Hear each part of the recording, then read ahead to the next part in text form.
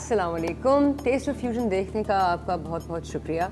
मुझे आपके जो एसएमएस मिलते हैं, ईमेल मिलते हैं, फेसबुक पे मैसेजेस या ट्विटर पे मैसेजेस, उससे मैंने जितनी क्यूजीन्स बनाई हैं मुझे उसमें बहुत मज़ा आया है और मैं चाहती हूँ कि आप मुझे और लिखें। जैसे आज मुझे एक ईमेल मिला है जिनमें ये बंदे कह रहे हैं, पॉपी मुझे इटालियन पास्ता और चिकन की कोई अच्छी सी रेसिपी बना के दिखाएं प्लीज़।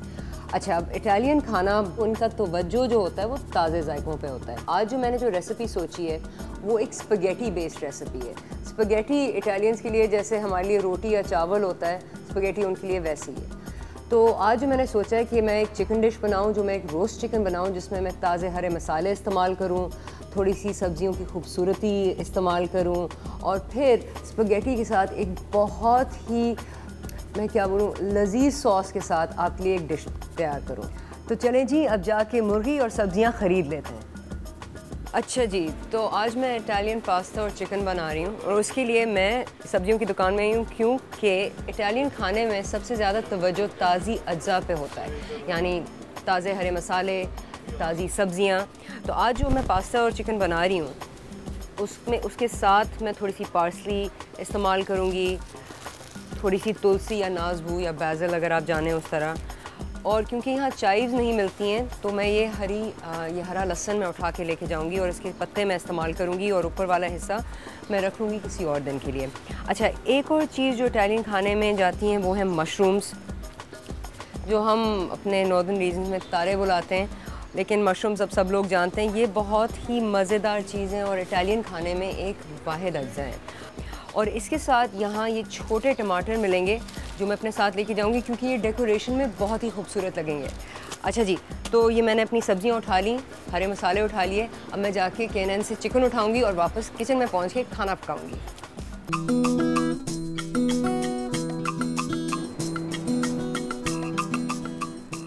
अच्छा जी, तो अब मैंने ये K&N की ब्रेस्ट फिलेट का पैकेट मैंने उठाया है जिसमें मुझे कोई 6 पीस मिलेंगे ब्रेस्ट फिले के, जिनमें हड्डी नहीं है और बहुत ही आसानी से पकेंगे। जो अगली 2 चीज़ें मुझे चाहिए अपने इटालियन चिकन के लिए वो है K&N की डेली लाइन में से।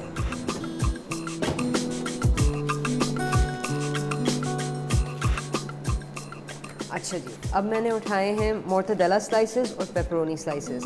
सबसे पहले डेली लाइन एक बहुत ही डिलिशियस लाइन है क्योंकि ये आप सैलड में इस्तेमाल कर सकते हैं, सैंडविचेस में इस्तेमाल कर सकते हैं। और मोर्टाडेला की ये खासियत है कि इसमें काली मिर्च भी है और पिस्ता भी है। और पेपरोनी में भी उन्होंने काली मिर्च डाली भी होती है जो इसको बहुत सारा जायका देती है और जब पेपरोनी पकती है तो वो खटास देती है गोश्त को। चलें जी, अब जाके खाना पकाते हैं।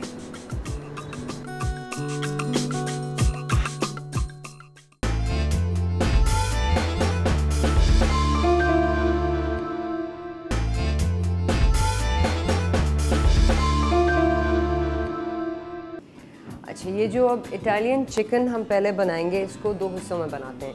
मुर्गी को सबसे पहले, और ये जो ब्रेस्ट फिले हम K&N से उठा के लाएं इनको हम पैकेट से निकाल कर ट्रीट करेंगे मसाले के साथ, मतलब हम इनको थोड़ा सा फ्लेवर देंगे। तो सबसे पहले एक बड़ी चुटकी लाल मिर्च की और फिर ये इटालियन सीजनिंग्स, यहाँ टाइम है जो अजवाइन हम जानते हैं, बैज़ल जो हम तुलसी के नाम से जानते हैं, और ये है रोज़मेरी। ये ड्राइड हर्ब ज़्यादा ना इस्तेमाल करें क्योंकि बहुत ही स्ट्रॉन्ग हो जाते हैं और जो दूसरे मसाले और जो गोश्त होता है या सॉस होता है उनको ज़रा ओवर पावर कर लेता है। तो एक बड़ी चुटकी इनकी,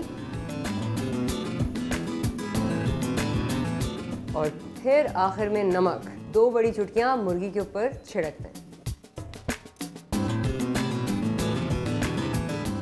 फिर ऑलिव ऑयल लें और सीधा बोर्ड के ऊपर, मुर्गी के ऊपर ऑलिव ऑयल भी आप स्प्रेड कर लें और ये जो सारे मसाले हाथ से मुर्गी के ऊपर मल दें। इटालियन खाना बनाना बहुत आसान चीज़ है, बहुत जो नेचुरल या बेसिक फ्लेवर्स हैं, बेसिक मसाले हैं वो बहुत इस्तेमाल करते हैं और ताज़े मसाले बहुत इस्तेमाल करते हैं।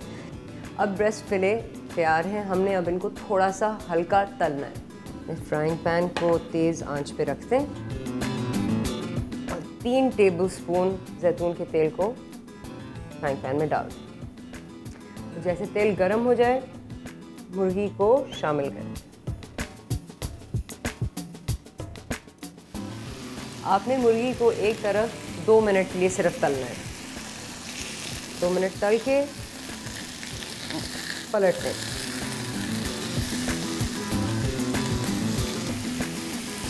मुर्गी को अब आपने जब दूसरी साइड पे पलट के भी फ्राई कर दिया, आप बस इसको आंच से हटा दें और अपनी ओवन डिश ले आएं। अच्छा जी, अब आपने मुर्गी को ओवन में रोस्ट करना है, तो जल्दी से फ्राइंग पैन से ओवन डिश में निकाल दें।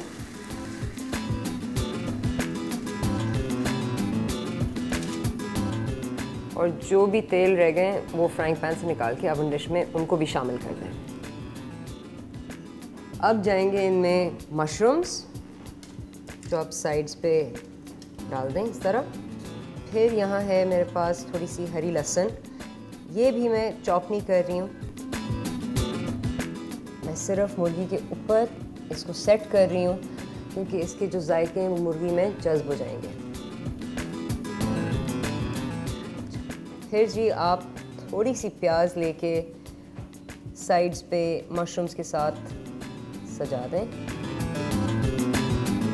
अच्छा, और अब लहसुन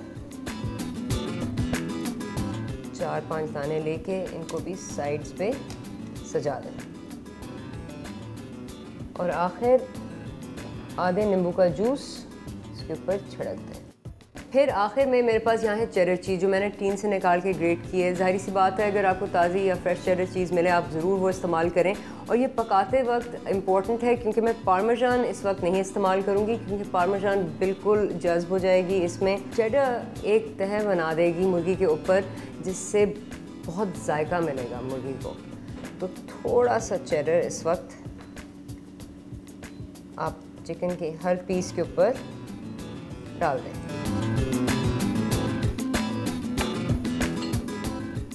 आखिर में जो सब्जियां जो आपने इसमें शामिल की उनके ऊपर थोड़ा सा नमक छिड़क दें और थोड़ा सा जैतून का तेल छिड़क दें।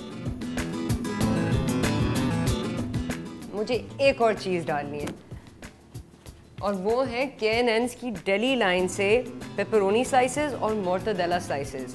और ये मैं इसलिए डाल रही हूँ क्योंकि ये एक तह बनाएंगे मुर्गी के ऊपर जिससे ज़्यादा वो तेल, फ्लेवर्स, जायके मुर्गी में सिर्फ जज्ब हो जाएंगे, शामिल हो जाएंगे। और ये इटालियन कुकिंग में ये टेक्निक बहुत इस्तेमाल होती है। सबसे पहले ये पेपरोनी स्लाइसेस, इनमें काली मिर्च होती है और ये मुर्गी के बने हुए पेपरोनी की स्लाइसेस आप निकालें और इसकी लेयरिंग कर दें, यानी एक तह बना दें।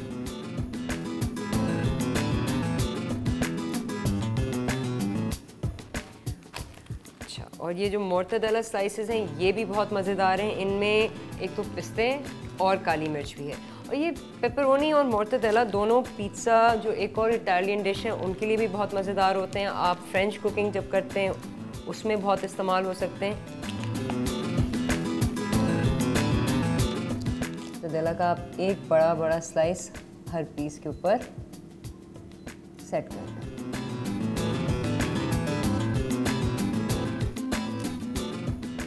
चलेंगे, अब हमारी डिश ओवन के लिए तैयार है। आपने इसको 15 मिनट 220 डिग्री सेंटीग्रेड पे पकाना है।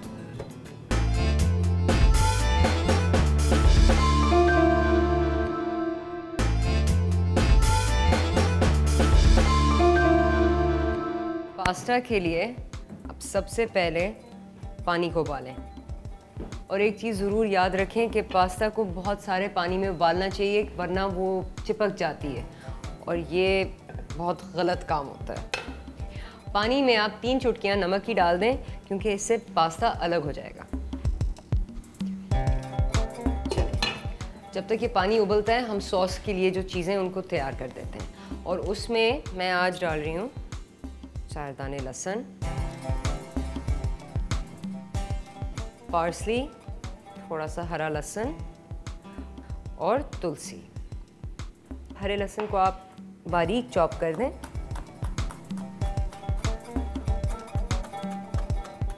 और जो लहसुन के दाने हैं उनको रफ चॉप कर दें। यानी ज़्यादा बारीक करने की ज़रूरत नहीं है।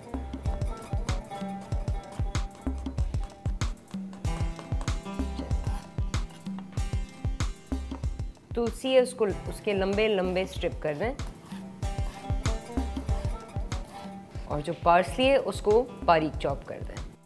इटालियन खाने में जो मुख्तलिफ़ टेक्निक्स हैं या तरीके हैं चॉपिंग के, ये बहुत अहम है क्योंकि इससे जो जायके आते हैं, फ्लेवर्स आते हैं, ये इटालियन खाने की एक ख़ासियत है और ये बहुत ज़रूरी होते हैं क्योंकि ये सॉस में मुख्तलिफ़ फ्लेवर्स को एक साथ फ्यूज़ करते हैं और जायके को बढ़ाते हैं। तो ये आप ज़रूर याद रखें। अच्छा जी, अब हमारा पानी बस उबलना शुरू हो गया है और इसमें मैं एक पूरा पैकेट स्पगेटी का डाल रही हूँ। तो मैं 7 मिनट इसको पकाऊंगी इस पानी में। हमेशा एक बड़ा पैन इस्तेमाल किया करें क्योंकि स्पगेटी को तोड़ना सही बात नहीं है और ये इटालियन खाने में बहुत गुनाह माना जाता है अगर आप स्पगेटी को तोड़ते हैं। चलें जी, अब 8 मिनट के लिए हम स्पगेटी को पकाएंगे। अब हम अपना सॉस तैयार कर देते हैं।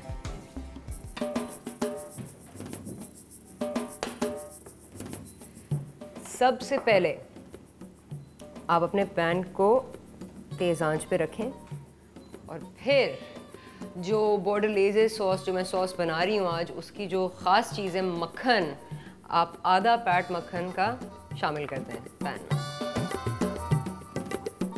ये कोई 250 ग्राम हुआ। जैसे मक्खन पिघल जाए आप 2 टेबलस्पून जैतून का तेल इसमें शामिल कर दें। जैतून के तेल को शामिल करने से ये हुआ कि मक्खन जलेगा नहीं। अच्छा, फिर जल्दी से जो लहसुन है उसको बीच में डाल दें और उसको अच्छी तरह तल दें।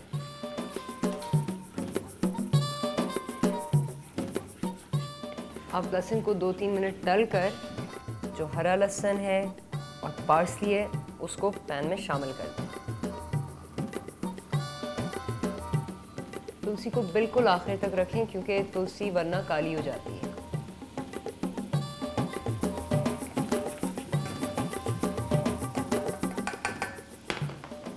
अब इसमें मुख्तलिफ मसाले हम डालेंगे जिसमें है अजवाइन 1 चुटकी, सूखी हुई तुलसी 1 चुटकी, रोज़मेरी 1 चुटकी और नमक 3 चुटकियाँ।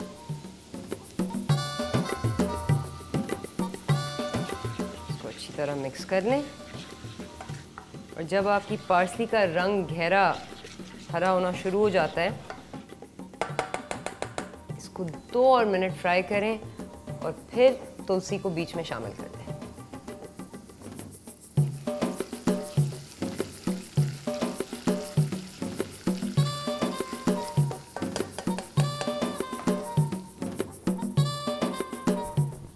अब बिल्कुल आखिर में छोटे टमाटर थे, चेरी टमाटर, पैन में काटने के बगैर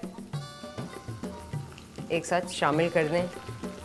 इनको बस आपने थोड़ा सा गर्म करना होता है, ये अपनी खटास देंगे पास्ता को और बहुत खूबसूरत लगेंगे सॉस में। चलें जी, टमाटर भी अब शामिल हो गए, लहसुन अब सुनहरी हो गई है और हमारा सॉस है तैयार। और मुझे लगता है पास्ता भी डन है, बस अब रह गया प्लेट अप। अच्छा जी, अब प्लेट अप से पहले आप अपने सॉस को पास्ता के साथ मिला लें और इसको अच्छी तरह मिक्स कर लें।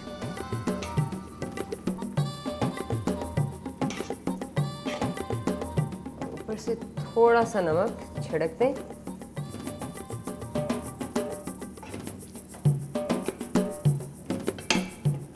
और इसको फिर बस डिश में निकाल लें।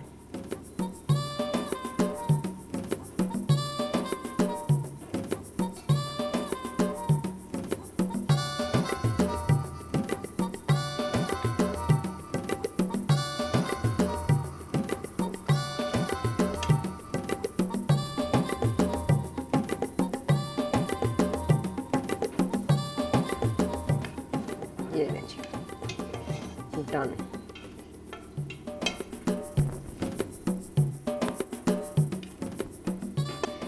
इटालियन पास्ता के ऊपर हमेशा आखिर में थोड़ी सी कुटी हुई काली मिर्च ज़रूर छिड़क दें।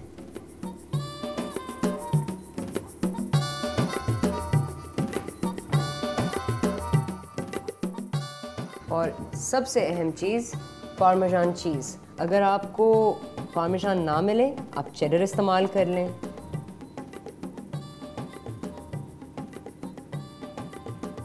थोड़ा सा कलर जो आपको तुलसी से मिलेगा। फिर से आप लंबे लंबे स्ट्रिप काटें और इनको भी प्लेट पे डेकोरेट कर दें।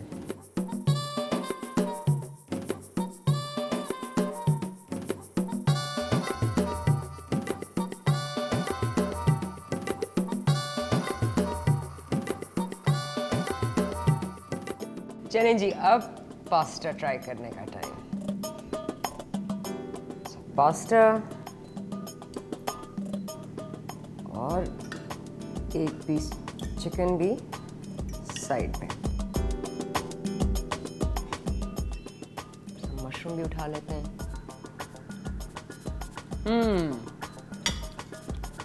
मुर्गी में ये ख़ास बात है कि जो सारे फ्लेवर्स हैं वो आपको अलग से भी पता लग रहे हैं कि क्या है, और उनकी फ्यूजन या उनका मिलाप भी हो रहा है कि वो एक साथ काम कर रहे हैं। मिठास है, जो आपने अजवाइन इस्तेमाल की है उसकी जो गरमाइश है वो निकल रही है। और पास्ता भी ट्राई कर लेते हैं, 1 मिनट।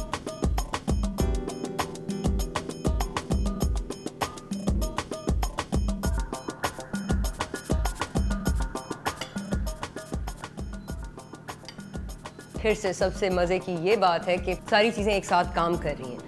मक्खन, जैतून का तेल, जो तुलसी आपने इस्तेमाल की है, जो टमाटर हैं, थोड़ी सी खटास है, जो आपने पार्मेजान आखिर में इस्तेमाल की है, उससे नमकीन मज़ा आ रहा है पास्ता में। और ये है इटालियन खाने की ख़ास बात। जैसे आप लेयर्स इस्तेमाल करें, जैसे मैंने बोला तय इस्तेमाल करें। पिज़्ज़ा भी इसी तरह बनता है। रोटी होती है, उसके ऊपर टमाटर सॉस होता है, उसके ऊपर मशरूम्स होते हैं, गोश्त होते हैं, और ये सब चीज़ें एक साथ काम करती हैं। हाँ, और पिज़्ज़ा की भी रिक्वेस्ट आई है जो मैं ज़रूर बनाऊंगी। और अगर आपने और भी खाने पकते हुए देखने हैं, आप मुझे SMS करें, ईमेल भेजें, या फेसबुक पे कांटेक्ट करें, या ट्विटर का इस्तेमाल करें। चलें, अब मैं अपना खाना ख़त्म करूंगी और आपसे मुलाकात होगी अगले हफ्ते। खुदा हाफ़िज़।